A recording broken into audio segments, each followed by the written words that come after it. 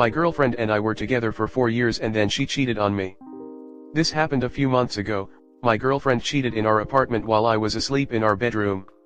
It started when summer was just beginning and we wanted friends over to our apartment to hang out and have some drinks and bonfires and just have fun.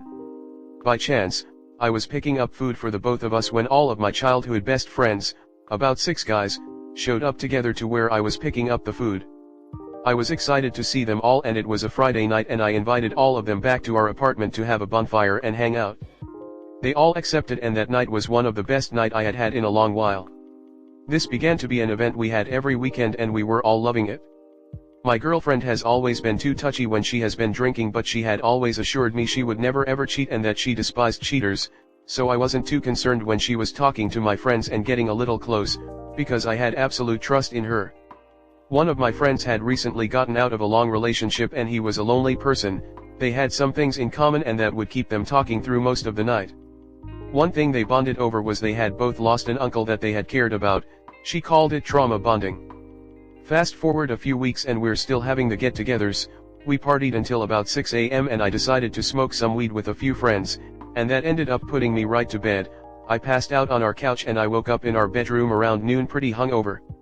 I got up because my girlfriend wasn't with me in bed and I walked out to the living room and it was just the two of them. They were both fully clothed and listening to music. I sat down next to her for a minute before I suggest that we get to bed. As soon as we laid down she started crying softly, and she said I love you. Instantly I knew something had happened. She told me they got really drunk and he kissed her, but it was nothing more than that. I was angry and I wanted so badly to do something, but she begged me to not be mad at him or to hurt him, so I obliged. I bottled my anger and I drove him home. I felt off all day, and I had asked her multiple times if anything else had happened and she assured me every time that nothing else did. The next night I was working a graveyard shift and my girlfriend went out to the bar with the same people. I felt insecure leaving her around him, so I left work to go to that bar. She flipped on me, calling me a bitch and telling me that I didn't trust her and that I only left work to babysit her. One of my friends told me that he saw her phone, that she messaged her sister admitting that she actually did cheat. I left the bar in anger, but eventually I got her to go back to our apartment where I gave her an ultimatum: either you tell me the truth right now or I leave. I never thought for a second that she had actually with him because I had absolute trust in her. When presented with the ultimatum she said, if I tell you then you'll leave me, and right at that second I knew. I packed some suitcases and drove to my mom's where I broke down. I tried to message the friend that did this and all I asked him was why. He then blocked me on everything. Still currently staying at my mom's, but I'm not quite sure where to go from here. Comnet. First of all, trauma bonding is when a person falls for someone who is abusing them. What she had going was called an emotional affair. Absolutely 100% cut him off. No text or words, it's beneath you. The same goes for her. Cut your losses and move on. Don't involve friends they know. Text them, hang with them and act like you are living your best life. Nothing pisses people off more than when you're happy and okay. Hit up one of your old girlfriends. Even if just for a beer, you will feel better. Glad you found out now then after you married or worse had a child. The biggest mistake is letting your friends around your girlfriend when you're not around. What should have happened is her telling everyone, including him, it was time to go once you passed out. What makes this even worse is she lied, manipulated, and gaslight you, then put herself in a situation that could cause it to happen again, then got mad you showed up and ruined her fun. The friend who slept with her should be exiled from the friend group voluntarily, as he is a snake and could do this to any of them. If they don't, then think about what kinds of friends they are and if you want them in your life, if they are cool with that happening to you. As for her, there should be no coming back from this. If it is your place, then have her move out and end the relationship. If it's hers, then you go get your things and leave, never to look back again. If both are on the lease or mortgage, then you have to figure out who's staying and who's going or selling the house and split the money. You need to expose them both.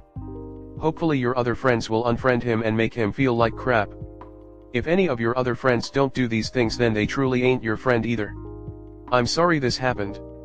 But over time things will get better. And remember to never take a cheater back. Just watch out, she will likely try to get back with you in the future. It wasn't a drunken mistake, it happened because she wanted to have intimate with him. Otherwise she would have never went to the bar with him the next day. Since your friends know, the first thing you should do is to kick that dude out of your friend group. That guy is no friend to you or anyone in that group and has proven that. Then grab a friend or two, drive to the apartment and get all of your stuff out of it. If you are on the lease for the apartment, then contact your landlord and inform them that you are no longer living in the apartment and want off the lease ASAP. Then just take time to yourself and block her in every way possible. You lost a friend and a girlfriend, so take some time to leave that all behind. It is okay to cry when you are sad and to throw a pillow against a wall when you are angry and alone. I would nuke the secret. Tell your friends, tell her friends, tell her parents, hell tell his parents. Let em know what kinda kids they raised. It's petty but will def get the message home. Thank God you found out now though bro, instead of further down this road. Love how she trickle-truthed you instantly out of guilt SMH. I would nuke the secret. Tell your friends, tell her friends, tell her parents, hell tell his parents. Let em know what kinda kids they raised. It's petty but will def get the message home. Thank God you found out now though bro, instead of further down this road. Love how she trickle-truthed you instantly out of guilt SMH. Next story 2. Together 6 years total, engaged 2 years and cheated on for 2 years. My fiancé and I had a stable relationship, or so it seemed. We fought about meaningless things but never about other people or ever felt the need to question our faithfulness. We both come from broken homes. His parents divorced before he was 2 and my parents should have gotten a divorce but never, because think about the children. I lived in a broken and toxic home and he lived in a broken home, and every other weekend he lived with his dad. We both spoke about never wanting that for our children, and in order to give our children a better life we would never step out of line or disrespect each other mentally, emotionally, or physically. If the foundation is broken then the whole house collapses. Honestly, not cheating is a given, bare minimum. He never allowed me to freely go through his phone, but honestly I never felt the need to, and I knew he was very private. I'm open, he's not. I respected it, he respected me, haha. One night I randomly noticed he had given me the pin to his iPad and a thought occurred, I wonder if that's his phone password too. I regret unlocking his phone, the pain it has caused. First message was from a girl he had never mentioned before, so I knew it wasn't a regular friend. I saw pictures of them on dates, I saw him tell her he missed her and couldn't stop thinking about her. I saw their intimate messages. I was so hurt I went numb. I couldn't feel, all I could do was focus on breathing. Next I opened his best friend's chat. And just like that girl was nothing, meaningless like bump on our road.